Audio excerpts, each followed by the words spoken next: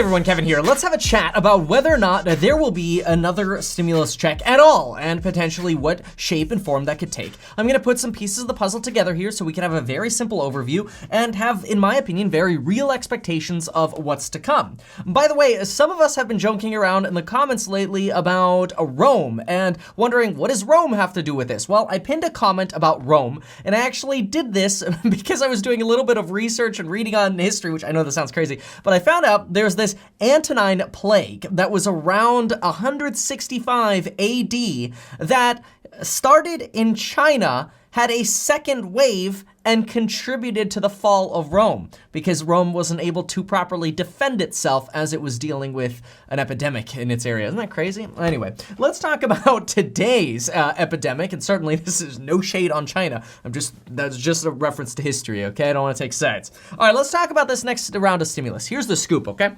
I want to make this as simple as possible.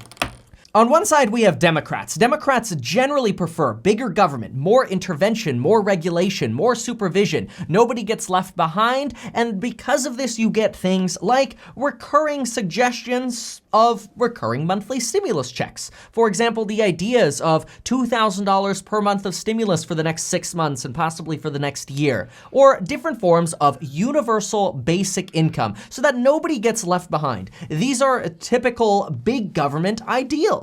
And these include things like stabilizers. Stabilizers are basically the opportunity for, if, let's say, unemployment reaches a certain level, the government automatically steps in to prevent something or to do something, like issue more stimulus. On the flip side, you tend to have less government intervention. You have smaller government. This is generally going to be your Republican side of things. Less intervention, or even sometimes no intervention. This is a very sort of free market. Let companies deal with it. Let the market, let capitalism reign, and let sort of the principle of laissez-faire reign, which is the free hand, right? The invisible hand. The market controls the economy. Government doesn't need to step in and intervene. This side, the Republican debate, focuses more on targeted policies. This is why I had just released a video maybe about an hour and a half ago talking about a bipartisan bill that suggested a $4,000 targeted tax credit. This was not very popular. About 13% of y'all disliked my video. I'm so sorry you disliked the video. I didn't want to come across as 100% aligning with that over, other stimulus options. Don't get me wrong, I am for stimulus checks because I do believe and agree with the Federal Reserve that we need relief. And I don't think another $1,200 round is going to cut it. But in this video, I'm not going to talk about my opinions. I'm just going to talk about what I think is going to happen, which I guess is my opinion. I guess what I'm trying to say is I'm trying to put the facts together and give you what I think is a potential reasonable conclusion. But the easiest way to come to some kind of reasonable conclusion is to try to figure out what's in the middle and what sort of approaches the middle, and then who carries weight. Who carries weight is probably the most important part. Right now, if we have to put sort of a weighting scale on this, we know that Republicans have a 2/3 control. That is, they control the Senate and they control the presidency. We know that Democrats control 1/3. They hold 1/3 the power, and the HEROES Act, that last proposal, that long 1,800-page bill we keep hearing about with the extra round of $1,200 stimulus checks and extensions and money for potentially things like prisons or the cannabis industry and some undocumented workers with ITIN numbers. There are a lot of things. There are pros and cons of this bill. No opinions given here. But the point is that came from the 1/3.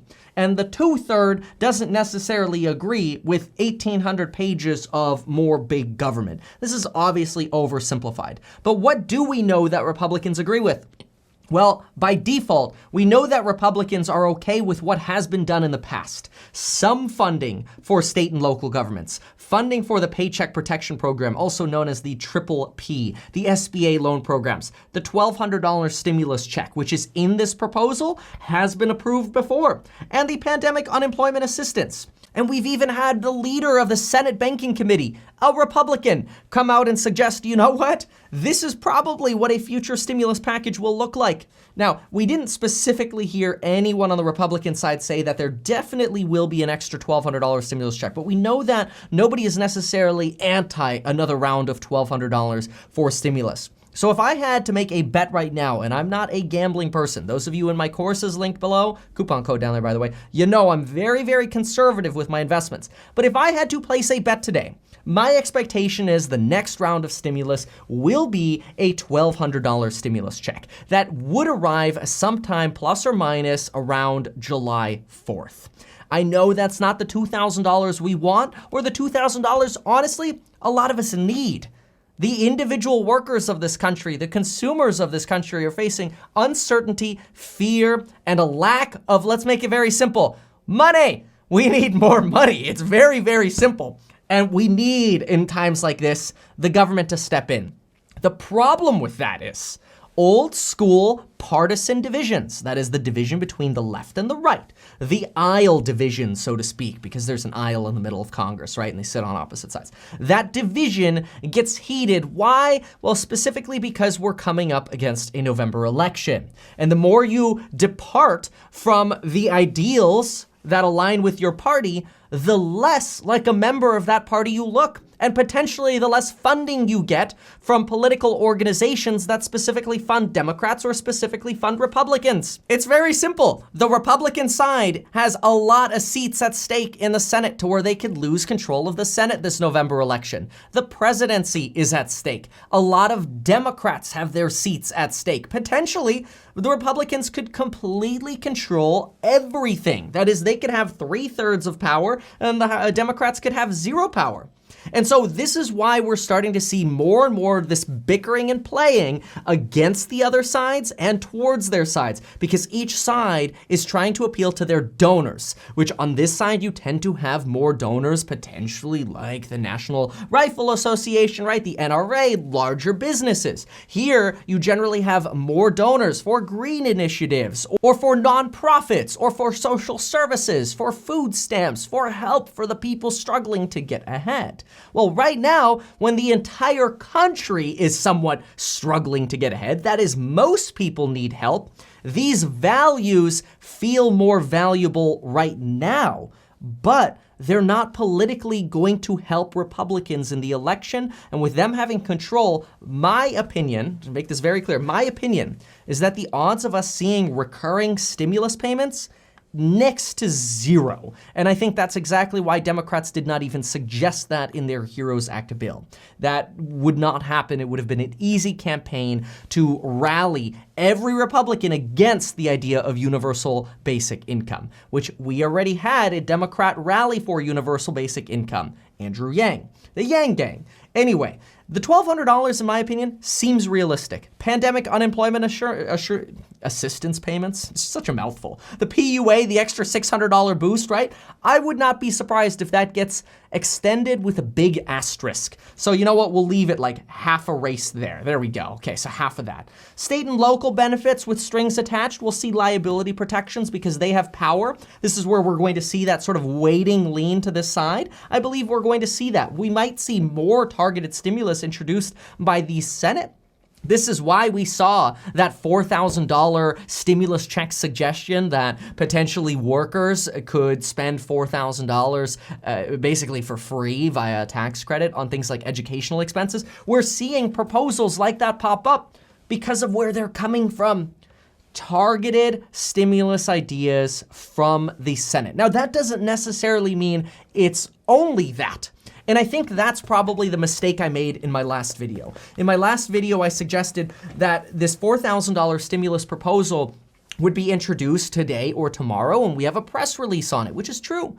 But I think some folks left that video thinking that it's $4,000 as an educational credit and nothing else. And I made a mistake in not clarifying that. My guess is if we get anything else added to that middle, anything else added to state and local government pay, pandemic unemployment assistance pay with an asterisk, the $1,200 stimulus checks, and more PPP funding or more flexible timeframes, if anything gets added to that middle fund, it'll probably be more targeted stimulus. So I don't think it's going to replace the $1,200. I don't see the $1,200 recurring. I don't necessarily see the $1,200 getting larger, but I do potentially see more tax credits, payroll tax credits, education tax credit. These are the things that I think could come into play and that we could see more of. And as frustrating as that seems, because it's not as simple as, hey, here's $2,000 a month, which look, don't get me wrong, I think that's what we need right now. Like here's everybody $2,000 a month, 3 months to 6 months of pay. That'd be great, right? That would help a lot of the people suffering right now. But my expectation is we're gonna have a really complicated final result where we have to sit there and go, okay, so I get $1,200 there, all right, I get $500 from that, I get $600 from that, I get $500 from that. It's gonna be messy. That's my expectation. So if I have to make an opinion on this, we'll get the $1,200. We'll get the other thing, like state and local, the PPP changes, maybe some more pandemic unemployment assistance. And we'll also see a miscellaneous cluster F, so to speak, of other tax credits and benefits that are blurry and confusing. And why does it have to be like that? Because of the fight between small government and big government, the essence of politics. Hopefully that helps you out and understand a whole summary of the debate up until today. Today is May 20th, which means you have 4 days left to use that coupon code down below. Hope to see you in my programs. I go live every day the market is open with a small group of folks. Everybody gets their questions answered. I'd love to see you there. Get life insurance if you have not yet. Seriously, we're in a pandemic. Now is the time to get life insurance. It'll take you 4 to 5 minutes on your phone. You could swipe up and Apple Pay for it, Android Pay for it, goes super fast. Link down below. While you're at it, you may as well get 2 free stocks with Webull. You may as well check out Lauren's vlog. And remember, to get those 2 free stocks, you have to deposit $100. And then you get 2 free stocks worth up to $1,400. Thanks for watching, folks. Make sure to subscribe, and we'll see you next time.